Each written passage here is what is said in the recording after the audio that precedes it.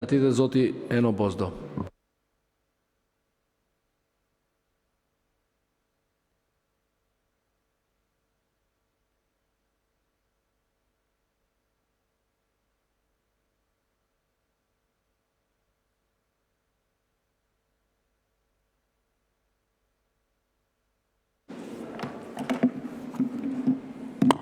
Faleminderit, kryetar.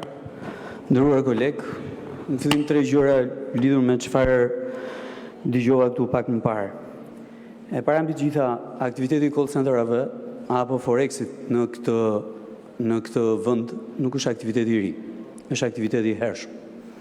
Dhe natyrisht, pikërisht se ka qenë aktivitet i hershëm, unë jam detyruar ko pas kohe në Komisionin e Ekonomisë dhe Financave të Kuvendit, të paktën 4-5 vitet e fundit të kërkoj spjegime nga autoritetet, e mbi gjitha nga autoriteti mbikëqyrjes financiare, nga autoriteti i parandalimit pastrimit parave, dhe natyrisht pastaj edhe nga policia e shtetit që ka aktivitet të qartë ligjor goditjen e këtij fenomeni në territor.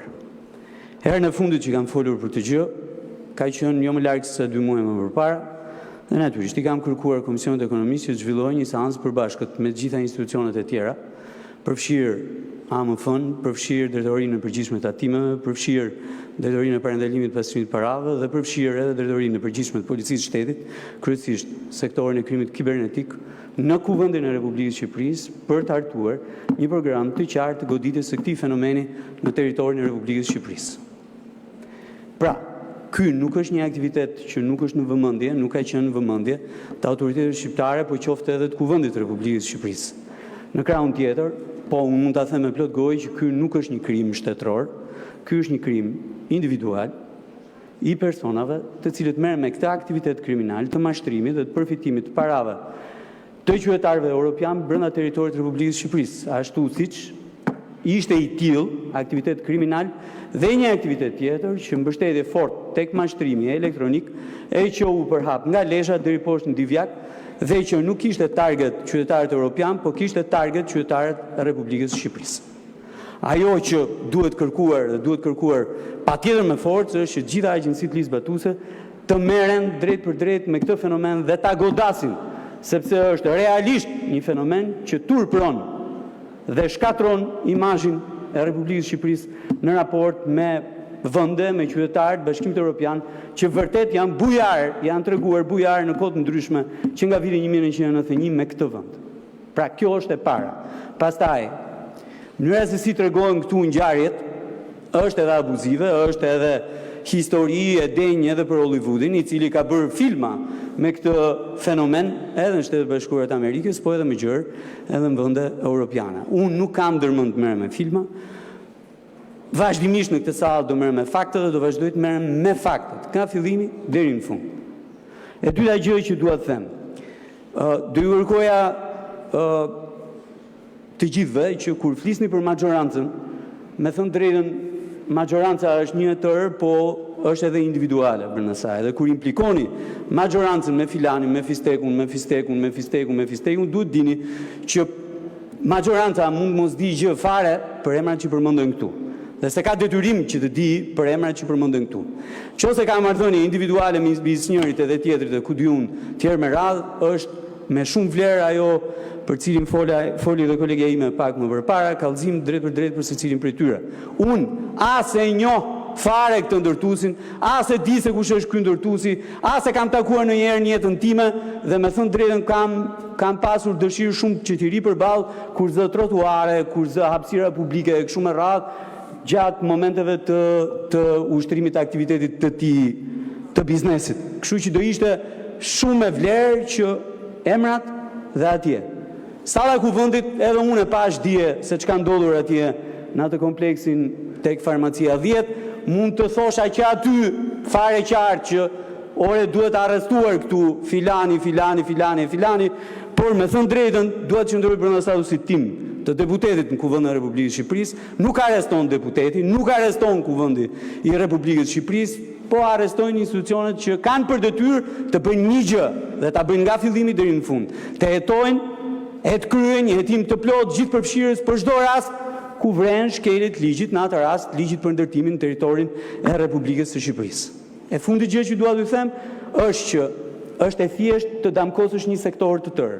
E të thuash ndërtimi është sektori më i kriminalizuar në këtë vend e kështu me radhë, po duhet kemi parasysh dy gjëra, që në ndërtim ka një sektor publik i cili është në zgjerim edhe për shkak të investimeve kohë pas kohë, fondeve të buxhetit shtetit që injektohen në sektorin e ndërtimit për të kryer vepra publike, dhe pastaj është edhe një sektor privat i cili është sektori i ndërtimit për të cilin patjetër gjithsecili nga ne mund të ketë rezerva për mënyrën se si ndërtohet, si financohet e kështu me radhë, por duhet kemi parasysh numrat zyrtar, një radhë parë, edhe e dyta që mos bëjmë pis në mënyrë kolektive, sepse kolektivizmi në akuzë penale ka rënë që në vitin 1990.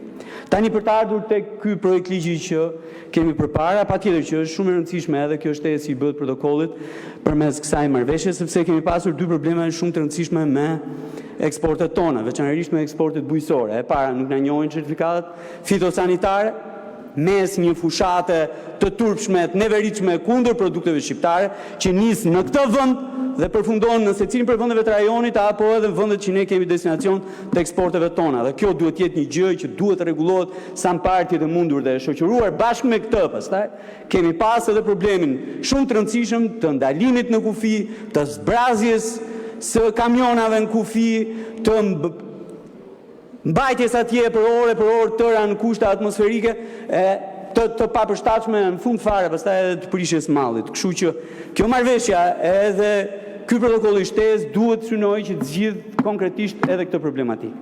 Tani, në kushtet kur duke filluar që nga muaji nëntor kemi pasur dëme kolosale në sektorin e bujqësisë për shkak kushteve të motit. Dhe natyrisht përmbytjet ka qenë ato që e kanë shoqëruar prodhimin bujqësor nga nëntori deri në fund të shkurtit, po edhe deri në mes të marsit, kemi qenë në agresionin e importit. Dhe natyrisht për shkak edhe të importit, çmimet që kanë qenë apo çmimet që kanë qenë treg kanë qenë të justifikuara pikërisht me këtë fakt. Unë jam drejtuar drejtorisë përgjithshme të doganave. Dhe veçanërisht për produktin që u bë hit në këto muaj, që ishte domatja. E din që më bën përshtypje që ka dy zëra, domate dhe domatina. Të ardhura nga Greqia, nga Italia, nga Serbia, edhe nga Turqia. Ky ka qenë importi kyç i joni. Po e dini, janë diku ke 2500 ton në harku 1 janar, 31 mars, dhe çmimet me të cilat janë importuar edhe janë zhdoganuar, janë vërtet të habisin. Sepse gjithë këtu kanë blerë domaten me 450 deri në 500 lek për kilogram. Ndërkohë që çmimet e importit janë nga Greqia 56 lek, nga Italia 59 lek, nga Serbia 274 lek, nga Turqia 64 lek. Pastaj vim tek produkti domatin, nga Greqia 73 lek, nga Italia 52 lek, nga Turqia 62 lek, nga Spanja 51 lek, dhe prap nga Greqia 54 lek, nga Italia 54 lek, nga Holanda 311 lek, dhe nga Turqia 61 lek. Këto numra janë 5 herë, 6 herë, deri në 10 herë më të lira se sa çmimi me cilin qytetarët shqiptar kanë blerë në treg produktin domatë.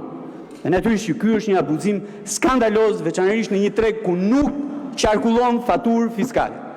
Dhe vetmja thirrje që kam tani, përveç faktit që duhet mbështetur shumë fort prodhimi bujqësor dhe duhet mbështetur tani, përndryshe në korrik gushte dhe shtator do të vazhdojmë të importojmë.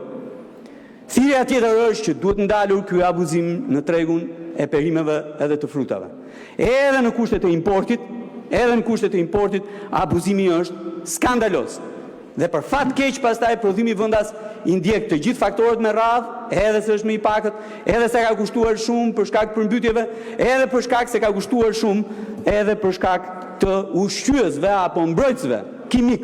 Dhe këto do ndalem për theksuar pikërisht abuzimin e dytë.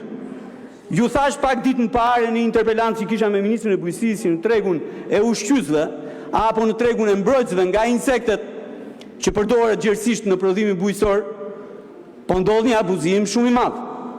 Referuar ures, referuar dapit, referuar nitratit, po edhe ushqyesve, edhe mbrojtësve të tjerë që përdoren përdorim masiv atje. Dhe dua t'ju jap numrat. Sasia importuar për vitin 2025 në ure ka qenë 19.511 tonë. Sasia importuar në janar shkurt ka qenë 5.815 tonë. Sasia importuar në muajin mars, që me dhe mek justifikohet për shkak të luftës, ka qenë vetëm 2.300 tonë, 27.000 në total.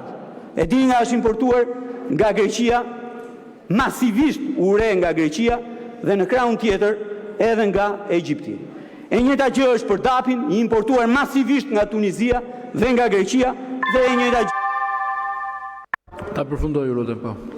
Çmimet me të cilat janë importuar janë 40% më të lira se sa çmimi apo rritja e çmimit që u vret në treg fill pasi u hodhën bombat në Iran edhe u bllokua i rajoni i lindjes mesme.